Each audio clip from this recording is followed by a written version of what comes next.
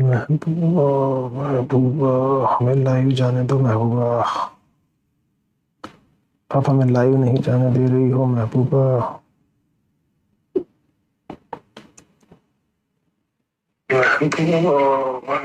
अब तेरी हम लाइव हो गए। नमस्कार साथियों, स्वागत है आप सभी का वाईफाई स्टडी 2.0 पर। मैं हूं अंकित अवस्थी, आप हैं मेरे साथ में महबूबा मुफ्ती की खबरों के साथ में। स्वागत करता हूं सभी साथियों का, क्योंकि वर्तमान समय में कुछ इस तरह का जम्मू कश्मीर की पॉलिटिक्स में हो रहा है जिसे देखते ही समझ में नहीं आ रहा है कि हो क्या रहा है, कारण क्या है। विस्तार से बताएंगे। विस्तार से बताने के लिए सबसे पहले थोड़ी भूमिका बना दें। भूमिका के लिए चर्चा में है महबूबा मुफ्ती। इनके पापा जी जो हैं वो हुआ करते थे पीडीपी के संस्थापक सदस्य। महबूबा मुफ्ती जो है वो पीडीपी यानी कि यहाँ की जो कश्मीर की एक पार्टी है उसकी बहुत प्रमुख नेता भी हैं, और साथ ही साथ ये समझ के चलिए कि पैतृक पार्टी के नेता हैं। इसके साथ साथ कुछ दिनों पूर्व ये सुर्खियों में आई थी, और इसके ऊपर हमने एक सेशन किया था। रघुपति राघव नामक जो गाना गाया जाता है महात्मा गांधी जी द्वारा, मतलब रघुपति राघव राजा राम पतित पावन सीताराम, उसके प्रति थोड़ी सी असंतुष्टि दर्शा रही थी। कब दर्शा रही थी? जब 2 अक्टूबर से पूर्व बच्चों को रिहर्सल करवाया जा रहा था जम्मू कश्मीर में, तो उन्हें ये लग रहा था कि लोगों को धार्मिक रंग में रंगने का प्रयास कर रही है केंद्र सरकार। अच्छा, अब इसके बाद में ये फिर से फायर मोड में है, और इन्होंने हाल ही में कहा है कि Kashmir will fight aggressor like in 1947। भाई साहब, अगर इन लोगों के बयान देख लिए जाए ना, तो सही मायने में इनके बयानों के आधार पर इनकी गिरफ्तारियां तय होनी चाहिए। बयान है कि कश्मीर जो है वो लड़ाई करेगा एग्रेसर से, जैसे 1947 में की थी। अब पॉलिटिशियंस हैं, पॉलिटिशियंस बातों को इस तरह बोलते हैं ताकि आप उनके ऊपर किसी प्रकार का आरोप ना लगा सकें।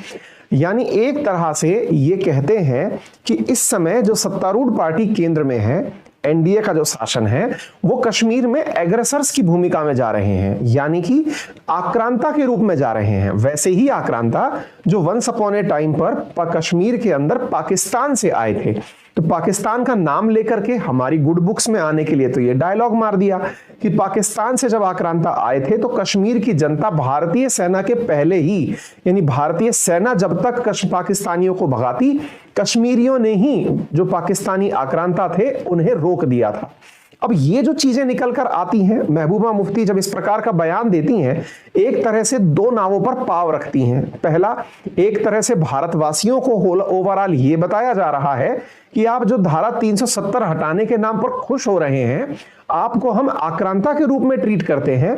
यहाँ के यूथ को ये मोटिवेशन देती हुई पाई जाती हैं, और कहती हैं कि हमें उनको उसी भाषा में जवाब देना है। किस भाषा में जवाब देना है? कश्मीरी पंडितों को आपने जैसे यहां से बाहर निकाला था उस भाषा में, या फिर आप कह देती हैं कि हमने 1947 में जब आजादी देश ने पाई थी, उसके बाद पाकिस्तानी जो हमारे यहां घुसकर आए थे उनको भगाने के दौरान जो बिहेवियर हमने किया था वैसा ही दर्शाना है। बातें बड़ी गोलमोल कर रही हैं मैडम, लेकिन दुनिया समझ रही है, और समझने के आधार पर ही सरकार ने आज आपको बहुत ही गजब तोहफा भेजा। लेटर में था कि जो आपने सरकारी आवास कब्जे में रख रखा है पहले वो छोड़िए। मतलब बयान इस प्रकार से था कि मैडम बोल कहां से रही हैं आप? बोले हम अपने घर से बोल रहे हैं। नहीं, थोड़ा क्लियर करिए कहां से बोल रही हैं? बोले सरकारी आवास से। तो ये पकड़िए फरमान, पहले उसे खाली करिए, उसके बाद बतियाएंगे। पहले घर खाली करवाया गया है। खैर, ये तो एक नमूना है, लेकिन इनकी पूरी फहरिस्त हमारे पास है। इन्होंने कब कब क्या क्या किया, किस तरह के बयान जो है ये वर्तमान में दे रही हैं। चलिए चर्चा करते हैं। इन्होंने कहा है कि हमें हमलावरों को खदेड़ना आता है। साहब, बहुत से देश के लोग अब ये जान चुके हैं कि आप लोगों ने किस प्रकार से कश्मीर में अपनी राजनीति को बचाने के लिए कश्मीरी युवाओं को बरगलाने का काम किया। अगर आपके कहे से सब कुछ सही चल रहा होता तो कश्मीर में जब से 370 हटा है, पत्थरबाजी रुकी है, ये बहुत पहले रुक गया होता। क्योंकि आपको अपनी सस्ती राजनीति, ऐसी राजनीति जिसमें आपको महज 10% या 15% लोग वोट देकर के राजनेता के रूप में निर्वाचित करते थे, उससे शायद आप पहले ही किनारा कर ली होती।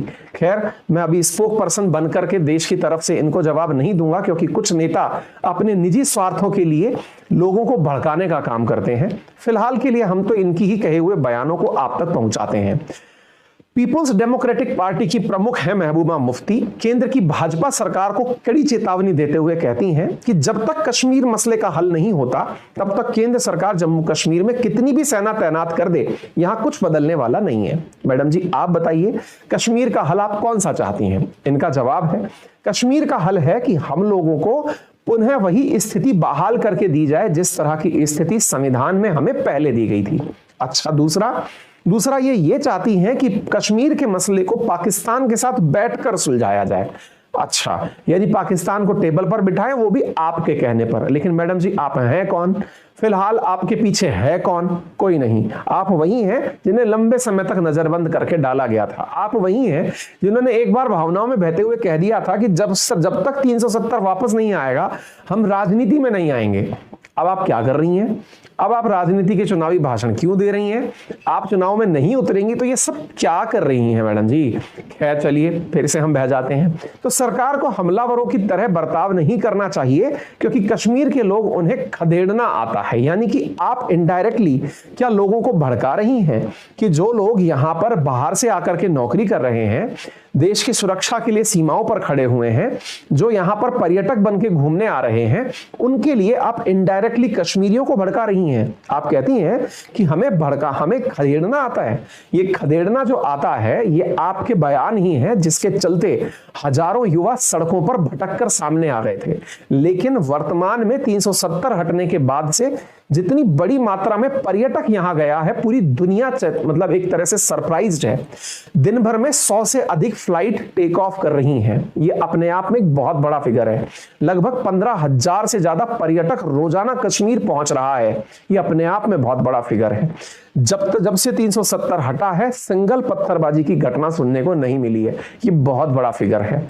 जब से 370 हटा है, यहां पर सिनेमा हॉल खुलने लगे हैं, मल्टीप्लेक्स खुलने लगे हैं, विदेशी निवेश आने लगा है। ये घटनाएं आपको शायद बर्दाश्त ना हो, क्योंकि आप चाहते थे कि लोग बेरोजगार रहें और उन्हें रोजगार के रूप में पत्थर फेंकने का पैसा आप उपलब्ध कराएं पाकिस्तान की कृपा से। फिलहाल की ये चीजें लोगों के सामने निकल कर आ गई हैं।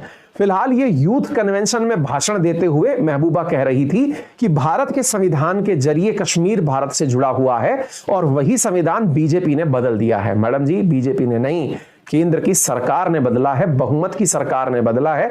सारी पार्टियां बैठ करके इस बात पर निर्णय की थी। आप देश का अगर सम्मान करें तो ये वही सरकार है या फिर ये वही केंद्र है जिसने कभी आपको 370 दिया था।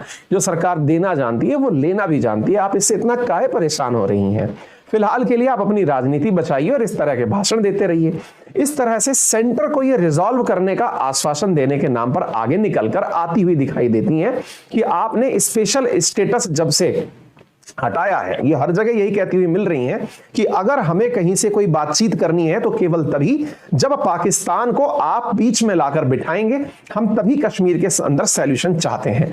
असल में इनके मिर्ची तो तब लग गई जब इन्हें लगा कि पाकिस्तान का तो गेम ही ओवर होने वाला दिखता है, जब हाल ही में भारत के एक लेफ्टिनेंट जनरल ने एक बयान देकर के इन सब की सांसें उखेड़ दी। जब उन्होंने कहा कि सेना तो पीओके लेने को तैयार है, लेकिन बस आदेश का इंतजार है। अब इस आदेश के इंतजार वाले बयान जो कि उपेंद्र द्विवेदी जी के द्वारा दिया गया था, लेफ्टिनेंट जनरल जी के द्वारा दिया गया था, वो पीएके को लेने को लेकर था। इन्हें लगा कि अगर पीओके भी आ गया तो फिर ये राजनीति कहां करेंगे, क्योंकि इनका तो खर्चा इसी नाम पर चलता है। इनकी बगावत जो है, इनके जो बोलने के अंदर जो बौखलाहट है, वो शायद इस बयान के बाद ज्यादा प्रूव होती हुई दिखती है। जम्मू कश्मीर में जो बदलाव आया है ये किसी से छुपा हुआ नहीं है। भारत की स्थिति अब इतने अच्छे से समझ में आती है कि भारतीय सेना को यह तक पता है कि लॉन्च पैड पर लॉन्च होने के लिए कितने आतंकी बैठे हैं। एक आंकड़ा यहां पर द्विवेदी जी द्वारा साझा करते हुए कहा गया था कि लॉन्च पैड पर 160 आतंकी बैठे हुए हैं। उनमें से 35% ऐसे हैं जो 20 साल से कम उम्र के हैं। 2022 में अभी तक 100 आतंकी मारे गए हैं, जिनमें 51 से ज्यादा विदेशी और 126 लोकल टेररिस्ट हैं, जिन्हें आईएसआई ने भड़काने का काम किया, जिन्हें भारत विरोधी बनाने का काम किया।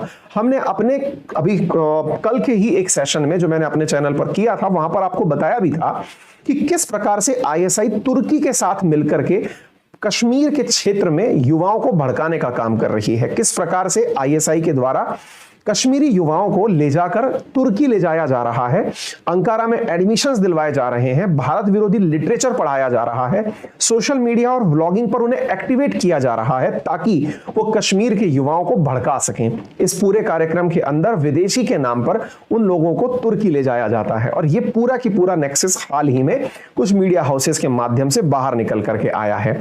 ऐसी स्थिति में इनके द्वारा दिया जाने वाला बयान जो कि नवंबर 24, 2021 में है कि यदि आप चाहते हैं कि कश्मीर रहे तो आपको 370 वापस से लाना होगा। महबूबा जी आप आराम करिए, आप वही हैं जिन्होंने बीजेपी के साथ अपना गठबंधन इसलिए तोड़ दिया था क्योंकि आपको लगता था कि आपके कहे अनुसार चीजें नहीं हो रही हैं। Alliance with BJP was like a taking glass of poison, आपने ये बयान देते हुए जब आप खुद पहले अपना सत्ता पक्ष निभा ली, जब उनकी बारी आई तो अपना बल्ला लेके घर चल दी। खैर ये राजनीति है, शायद आप ज्यादा अच्छे से समझती होंगी। फिलहाल के लिए अगर हम बात करें तो इंडिया इस स्पष्ट है कि 370 हटाने का निर्णय एकदम सही था और जल्दी ही वहां पर इलेक्शंस करवाए जाएंगे। यही बयान हाल ही में बारामूला के अंदर हमारे गृह मंत्री अमित शाह जी के द्वारा दिया गया और कहा कि इलेक्टोरल रोल बनने का काम ऑलमोस्ट पूरा हो चुका है और जल्दी ही चुनाव यहां पर कराए जाएंगे। और इन्हीं को ध्यान में रखते हुए आप दर दर भटक भटक कर लोगों को अपने हिसाब से मोबिलाइज करने का काम कर रही हैं। आपको पता है कि रेडिकलाइज करने से ही शायद 2-4 लोग आपके पीछे आकर खड़े हो जाएं।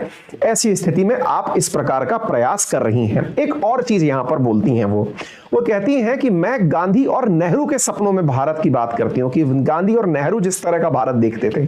फिलहाल वो कहती हैं कि राहुल गांधी जी जो भारत जोड़ो यात्रा कर रहे हैं वो नेहरू के पोते हैं। ऐसे ही गांधी जी के पोते तुषार गांधी भी भारत को तलाश रहे हैं, एक ऐसा भारत जिसको हम भी चाहते हैं। ये भारत जोड़ो यात्रा के समर्थन में बयान देती हुई दिख रही हैं। इन्हें लगता है कि जब भारत जोड़ो यात्रा कश्मीर पहुंचेगी तो ये अपने इन बयानों से उनका जो माइलेज है उसको कवर कर जाएंगी।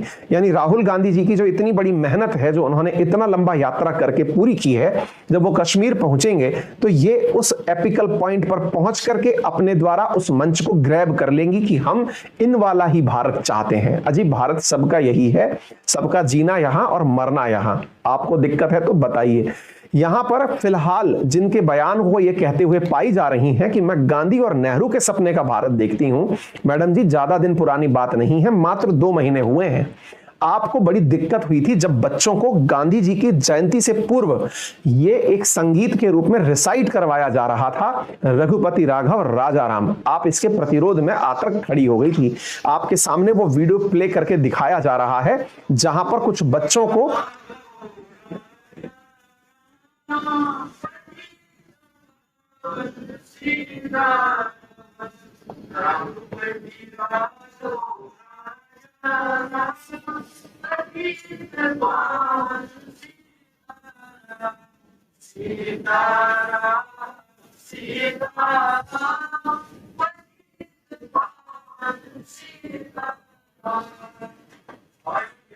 बदलता हुआ कश्मीर आपको पसंद ना हो, लेकिन दुनिया बदल रही है और ये वही वाला संगीत है जो बापू की याद में बजाया जा रहा है। अगर आपके पास ऑफिशियल डॉक्यूमेंट नहीं पहुंचा है तो हमारे सेशन को देख लीजिएगा, मिल जाएगा। उसमें वो डॉक्यूमेंट साझा किया गया है कि किस प्रकार से गांधी जयंती की प्रिपरेशन में क्या क्या कार्यक्रम किए जाएंगे। तो बताइए आप कौन सा भारत चाहती हैं? यही था गांधी का भारत। इस गांधी के भारत में यह संगीत पूरे देश को जोड़ता था, रघुपति राघव राजा राम, पतित पावन सीताराम। अगर आपको इस बात से ऐतराज है तो आप फिर से विचार करिए कि आपको क्या चाहिए।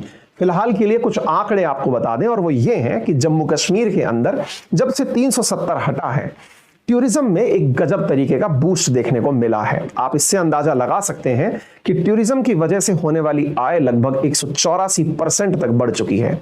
आप इस बात से अंदाजा लगा सकते हैं कि 15,199 टूरिस्ट प्रतिदिन यहां पर पहुंच रहे हैं। इवन इतना ही नहीं, फिलहाल जो श्रीनगर के अंदर एयरपोर्ट यूज किया जाता है वो भारतीय सेना का है।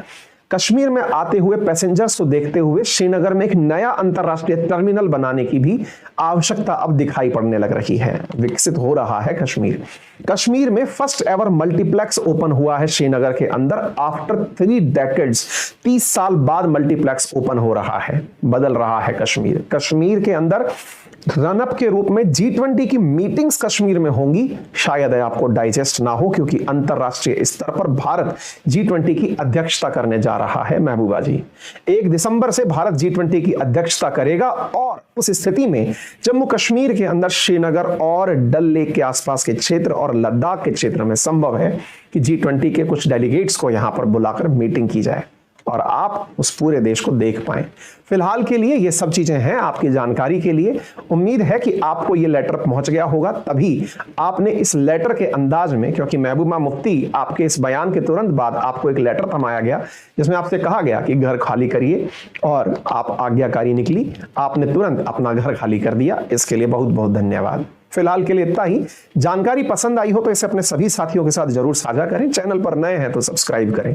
मेरा रेफरल कोड है अंकित10, जिसका यूज करके आप पा सकते हैं अनअकैडमी पर 10% discount on all type of subscriptions including UPSC. साथियों, यूपीएससी में इंडिया के टॉप एडुकेटर्स के द्वारा आपके लिए बेहतरीन कोर्सेज लाए जा रहे हैं। 1 दिसंबर से हिंदी मीडियम वाले छात्रों के लिए रफ्तार बैच शुरू हो रहा है, जिसमें 300 घंटे का कोर्स टॉप एडुकेटर्स के द्वारा किया जाएगा। ठीक इसी प्रकार से इंग्लिश मीडियम वाले विद्यार्थियों के लिए एक्सेलरेट बैच आ रहा है।